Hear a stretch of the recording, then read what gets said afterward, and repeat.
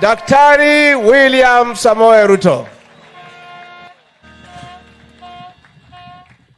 Asanteni sana. Tafadhali tunaweza keti chini. Thank you. Mheshimiwa Naibu wa Rais wa Jamhuri ya Kenya, waheshimiwa viongozi wote, maaskofu wetu na wachungaji, pamoja na wananchi wote wa Nyeri County na Mlima wa Kenya, hamjambo. Hamjambo tena. Ando aito moriega. Moriega rege. Ngaino mwega. Na hendesho de. Bwana Yesu asifiwe. Ebu munisalimie hivi nione. Bwana Yesu asifiwe. Hey. Kweli naona mmekuja kukuja. Kwanza wacha nichukue nafasi hii nimshukuru Mungu kwa kutupatia nafasi na kibali tufike hapa Nyeri, hapa Sagana, katika mtaa huu wa Ruguru, na niwashukuru sana kwa kukubali tuweze kuwa na ibada hii maalum, ibada ya shukrani. Tuko na sababu ya kutosha ya kumshukuru Mungu, kwa sababu tulienda kwa uchaguzi mwaka uliopita, tukamuomba Mungu atupatie uchaguzi wa amani, Mungu atupatie ushindi, na tumekuja hapa Sagana, Nyeri leo kumwambia Mungu asante kwa ushindi alitupatia. Kwa niaba yangu na hawa viongozi wote waliochaguliwa, ma MCAs wetu, wabunge wetu, senators, women reps, governors, huyu Mungwana Rigiji na mimi, kwa watu wa Nyeri na watu wa Mlima, tumekuja kuwaambia asante sana kwa kutupatia nafasi ya uongozi. Mimi nakumbuka wakati mwingi tulitembea hapa kwa makanisa, hawa ndugu wakatunitembelea mpaka huko Hasla Mansion. Nakumbuka askofu wetu William Washira, askofu wa Njohi, hawa askofu wengi hapa walikuja kwa maombi kule Hasla Mansion. Na wakati huo mambo yalikuwa magumu, lakini hawa viongozi wa kanisa ni mashujaa. Walikuja tukaomba pamoja. Wakati huo wakatabiri ya kwamba tutapata ushindi. Leo tumefika hapa kusherehekea ushindi huo. Nataka niwashukuru sana na nirudie tena kwamba Mungu mbali na kutupatia ushindi alitusaidia mambo mawili. Alitupatia uchaguzi wa amani, na vile vile akatupatia uchaguzi ambao uliondoa ukabila katika siasa ya taifa letu la Kenya. Nikiwa hapa Nyeri, mahali kuna Mount Kenya, mimi nataka niseme kwa niaba ya Wakenya wote, niwashukuru watu wa Mlima Kenya. Umefanya mambo mawili ya muhimu katika historia ya taifa letu la Kenya. Watu wa Mlima walikuwa mstari wa mbele wakati tulitafuta uhuru wa taifa letu la Kenya. Kwa niaba ya Wakenya wale wengine wote, nataka niwaambie asante sana. Leo tuko taifa huru kwa sababu wengi wa Wakenya, wakiwemo mstari wa mbele watu wa Mlima Kenya walipigana ndio tuweze kupata uhuru wa taifa letu la Kenya. Ya pili, hapo katikati siasa ya taifa letu la Kenya ilikuja ikatekwa nyara na ukabila.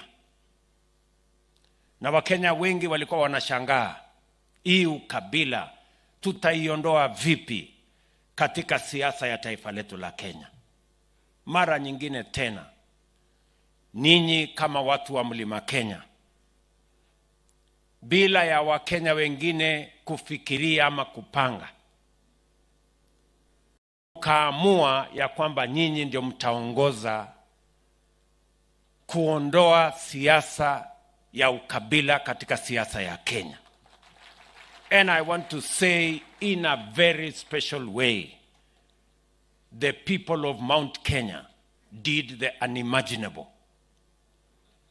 They did the unexpected. Watu wengi hawakuamini ya kwamba watu wa Mount Kenya wanaweza kumpigia kura mtu ambaye si wa Mount Kenya karibu 90%.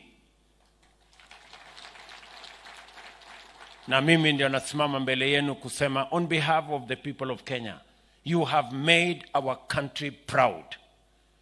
That in Kenya today we can say we can vote for a leader, we can vote for a party devoid of our ethnicity, and that we have put our nation on a new trajectory, that Kenya will never be the same again. We are going to be a different nation. Na nawashukuru sana. Nasema hivyo kwa sababu mambo mengi yalipangwa, fitina nyingi zikaenezwa, uchochezi mwingi ukawa kati yetu, lakini mulisimama imara, mukakataa ukabila, mukakataa uchochezi, mukakataa chuki. Nyinyi mtabarikiwa na Mungu.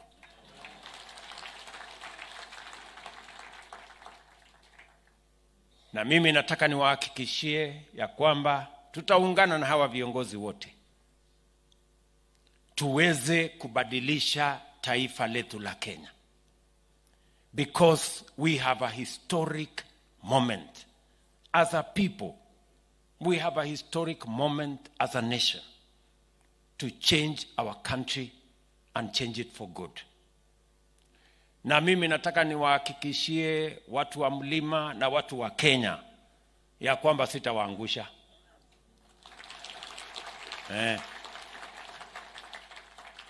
Mukiona vile nakaza hawa marafiki zangu, viongozi wenzangu, ni kwa sababu mimi sitaki aibu ya kuwaangusha. We will not fail you. Na ndio mnaona hii kazi tunafanya na bidii na kujitolea.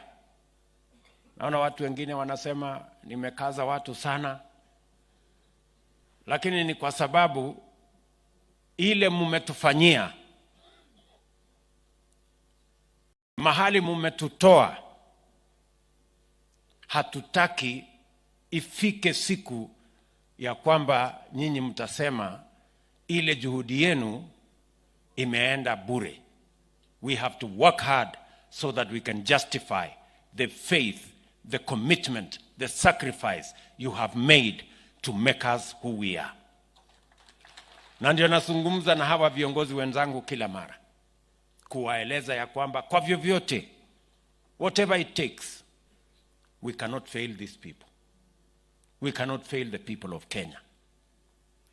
Na ndio mimi nataka niwashukuru sana. Mimi nimefurahi sana kufika hapa Sagana. Rigiji, deputy wangu, jana tumesimama pale Kiamariga hapo madukani.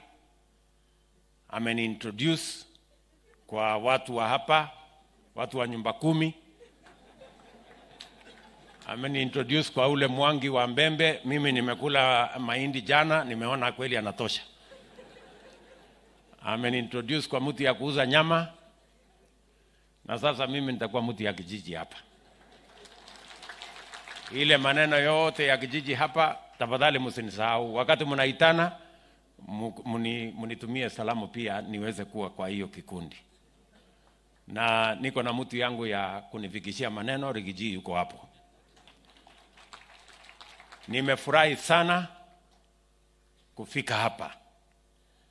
Mambo mengi ya maendeleo ya taifa letu la Kenya na hasa ya mlimani hapa, nitaketi chini na hawa wabunge na magavana wetu na mawaziri hawa, tuketi hapa tukubaliane mambo ambayo tumeandika katika mpango yetu ya plan ya kupeleka Kenya mbele.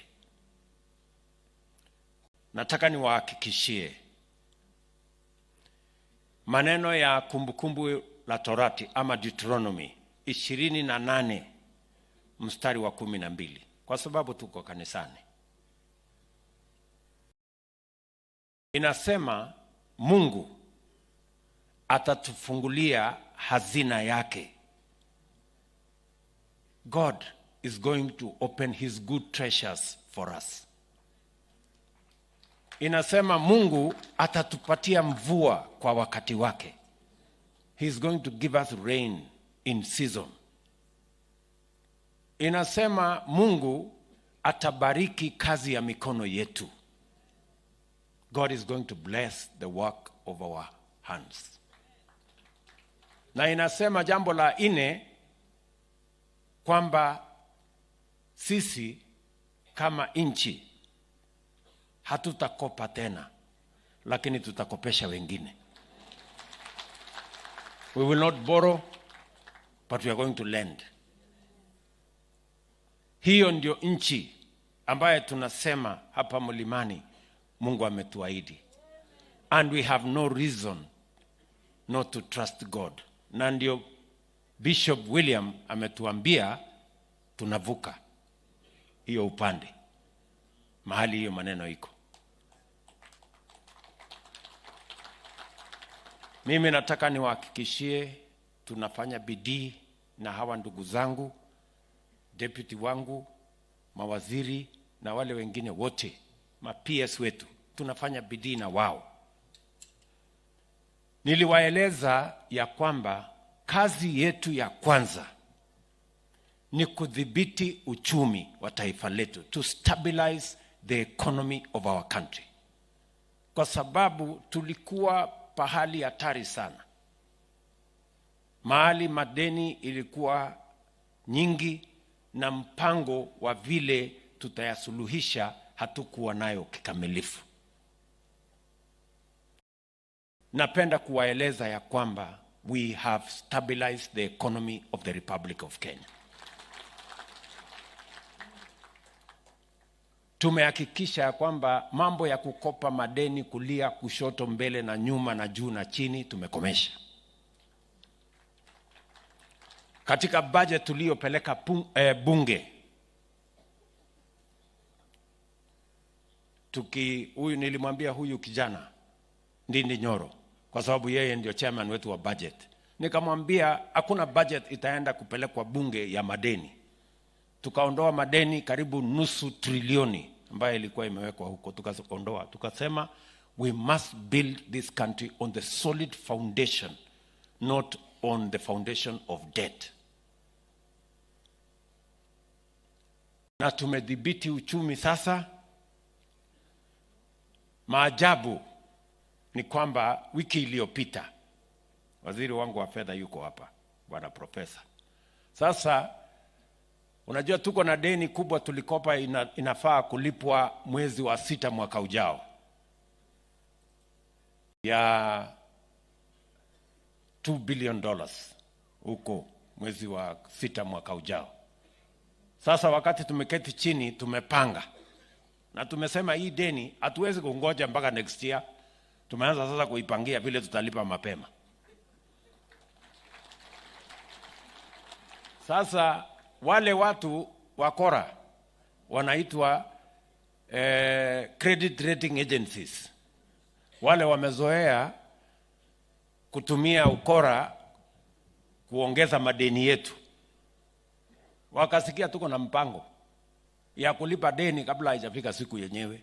Sasa last week wameandika mabarua kulalamika, mbona Kenya inataka kulipa madeni mapema? Mbona sasa kwa sababu walikuwa na ngoja ati tu default tuko mbele. Na huyu profesa nimepata mtu ambaye anajua maneno, ndiye aliniambia hii kitu wacha tupange mapema. Tukatafuta marafiki. Sasa hii deni tutalipa kabla siku yake. Ndio wale wametupangia watakoma, wataambulia patupu. Na kwa sababu tumesema we are building our country on the solid foundation of our economy built around the taxes we raise. Na tuko na mwalimu ambaye ametufundisha hii kazi. Huyo mwalimu ni mtu ambaye alitoka na huku Nyeri. Mnajua mzee Kibaki wakati alichukua usukani kama rais, tulikuwa tunakusanya bilioni 200 kama taifa. Akatuambia tulipe ushuru. Nyinyi mlisikia, nyinyi mnajua. Lipa kodi. Hiyo ndio ilikuwa lugha ya mzee Kibaki. Akatusukuma wakati alikuwa anaondoka baada ya miaka 10. Tumetoka 200 billion, tumefika 1 trillion. Tumeongeza ushuru yetu 5 times wakati wa mzee Kibaki. Mnanielewa? Sasa mnafikiri mimi nitakosea nisifuate hapo kwa mzee Kibaki mwenye alitufundisha nchi inajengwa na kodi, nchi inajengwa na ushuru, haijengwi na madeni? Hapo ndio tuko. Hao ni hotori. Sio kama tunaelewana. Na mimi nilifanya kazi na mzee Kibaki. Na ndio nikiwa waziri wake wa fedha wa kilimo, ndio aliniambia tafuta mbinu ya kuteremsha hii bei ya mbolea. Na mnajua mbolea ilikuwa 6,000 siku hiyo, tukaleta mpaka 2,500. Ndio hapo nimefikisha tena kwa sababu ya masomo ya ule mzee alikuwa mbele yetu. And that is the direction we are going to take our country. Tumekubaliana kwamba we are having vile neno la Mungu limesema, Mungu atatupatia mvua kwa wakati wake. Nakumbuka tukienda Nyayo Stadium na Pastor Douglas hapa na maaskofu hapa, tukaenda tukaomba pale Nyayo Stadium. Nafikiri ilikuwa mwezi wa 3 hapo mwezi wa 2. Watu wengine wakatuchekelea wakasema, angalia hawa, ati rais mzima ameenda Nyayo Stadium ati kuombea mvua. Lakini Mungu ni nani jameni? Tulipata mvua, hatukupata mvua? Leo kwa mvua Mungu ametupatia kwa mpango ambaye tumeweka ya kushusha bei ya mbolea. Leo tunangojea mavuno. Saa hizi ile kazi inanisumbua akili ni hii chakula iko shambani, sitaki iharibike. Na ndio nimemwambia huyu waziri wetu wa kilimo, si nimekuambia wewe Linturi, nimemwambia huyu kwenda tafuta dryers. Tunataka chakula ikitoka shambani tuwe na dryers, tupange mambo ya commodity exchange, wakulima wapate mahali ya kuuza mazao yao, na tuhakikisha kwamba hii aibu ya njaa tunaondoa katika taifa letu la Kenya. Kwa sababu jameni, kama Mungu ametuahidi atatupatia mvua kwa wakati wake, tutaendelea kuwa na njaa katika taifa letu la Kenya? Mungu pia ametuambia he will bless the work of our hands. Na ndio sababu kwa mara ya kwanza katika budget ya taifa letu la Kenya tumeweka mpango wa kusomesha watoto wetu, lakini vile vile for the first time tumeweka mpango ya ajira ya watoto wakitoka shuleni, wakitoka college, wakitoka university. Na ndio mnasikia tumeweka mpango ya housing, tumeweka mpango ya digital jobs, tumeweka mpango ya kuajiri vijana ambao watakaenda kazi zingine ambazo tumeongea na viongozi wengine wengi, because we want God to bless the works of our hands. Na lazima tuwe na mpango ya vile kazi itapatikana, ndio Mungu atubarikie hiyo kazi tukifanya. Ndio kwa mara ya kwanza Kenya watu walikuwa wanauliza, hii kitu inaitwa finance bill imetoka wapi? Imewekwa mjadala Kenya mzima, iko kitu inaitwa finance bill. Hii finance bill imekuwa kila siku, imekuwa tangu tuwe nchi huru, lakini for the first time, the biggest conversation in Kenya, ile mjadala kubwa katika taifa letu la Kenya mwaka huu, si ni mjadala ya finance bill? Yes, because we are discussing the economy and we are discussing how we can run away from debt and how we can raise local resources and how we can create jobs for our young people. Katika hiyo budget, mbali na kupanga vile tutapata ajira ya vijana wetu wanahangaika kwa pombe na bangi na madawa, na tukiwatoa huko lazima tuwapangie kazi ambayo watafanya. Na ndio tumesema vile vile katika hiyo mpango ya budget, ile mambo yote ambayo tunaweza kutengeneza hapa Kenya, hatutaki tena tuagize kutoka nchi zingine. Tumesema simiti, na nimemwambia Moses Kuria, si unajua waziri, tumekubaliana na huyu Moses Kuria, simiti, chuma, furniture, sijui samaki, ile inatolewa sijui China na wapi na wapi na wapi, hakuna tena. Tutakuwa tunavua samaki Kenya, tunatengeneza furniture Kenya, tunatengeneza chuma Kenya, tunatengeneza simiti Kenya, tutapanua factories zetu, iajiri vijana wa Kenya, tujenge uchumi wa taifa letu la Kenya, ndio tuweze kuondoa umaskini katika taifa letu la Kenya. Mungu atatubarikia kazi zetu za mikono namna gani, ndugu zangu, kama hizo za kazi hatujaipangia? How will God bless us? How will God bless the works of our hands if our young people are jobless? Hiyo ndio mpango yetu. Na kabisa mimi nataka niwahakikishie ya kwamba mpango yetu kwa mambo ya kilimo, nilimwambia Rigiji, brokers, cartel, wakora, watoke kwa chai, watoke kwa kahawa, watoke kwa mambo ya maziwa yetu, tupange hiyo kazi ifaidi wakulima wetu. Amefanya mkutano ya chai, ameita watu wote.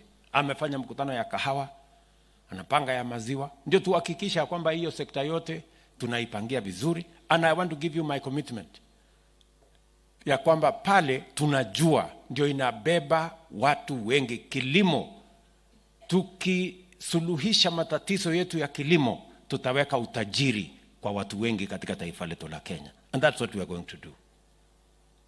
So mimi nawashukuru sana. Hiyo mpango yote tumeipangia vizuri, na Mungu atatusaidia, atatubarikia. Hawa maaskofu, mmesikia Pastor Docas amesema hii serikali ilipatikana kwa maombi na itasimamishwa na kuendeshwa na maombi. So muendelee kutuombea, muendelee kuombea taifa letu la Kenya, na sisi tutafanya bidii upande wetu. Nataka niwashukuru wabunge wetu. Hawa wabunge wetu jameni, wapigie makofi. Wametupitishia mambo kule bunge, walikuwa wanapatiwa vitisho. Wanaambiwa so kitaumana, sijui hautarudi hapa, sijui utaenda wapi. Lakini because we know what we want to do, because our nation lazima tuibadilishe kwa mipango, kwa miradi, kwa mambo ya maendeleo, ndio mnaona tunashikana, tuko timu moja. Bunge wanafanya kazi yao, sisi katika executive tunafanya kazi yetu, wale katika judiciary wanaendesha mambo, na sisi wote tunataka tujenge taifa letu la Kenya. Mimi nataka niwashukuru sana kwa kutushikilia. Mimi niko hapa Mlimani, masiku kadhaa. Tutakutana kesho kwa shughuli ya mambo ya maendeleo. Najua tuko na barabara nyingi. Nimeambiwa na huyu wa Mumbi ananikaza sana, sijui barabara Kiamavara, sijui wapi nini. Hiyo barabara zote iko katika mipango yetu. Mtatupatia tuka nafasi kidogo tupange mambo ya raise resources.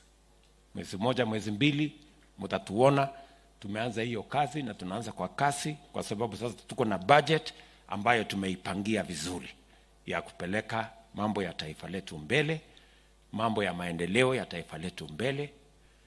Ile kitu mimi nawauliza Wakenya wote ni kwamba hatuna taifa ingine. Taifa ambayo tuko nayo ni hii moja, inaitwa Kenya. Na hatuwezi kukubali ya kwamba hii taifa letu iharibike. Sisi ni inchi, na ni vizuri niseme, sisi ni inchi ambayo tunafuata sheria. Sisi ni inchi ambayo imesimamia katiba. Sisi ni wanademokrasia. Na sisi ni inchi ambayo tunaweka amani na tunaweka umoja. Tumesema ya kwamba sisi wote tutaheshimu sheria, tutaheshimu katiba yetu, tutaheshimu demokrasia yetu. Ile kitu ambayo tumesema haitafanyika tena Kenya yetu ni mambo ya vita, kuharibu mali ya wananchi, kuharibu biashara ya wananchi, kuharibu mali ya umma, barabara na mali ingine ya umma.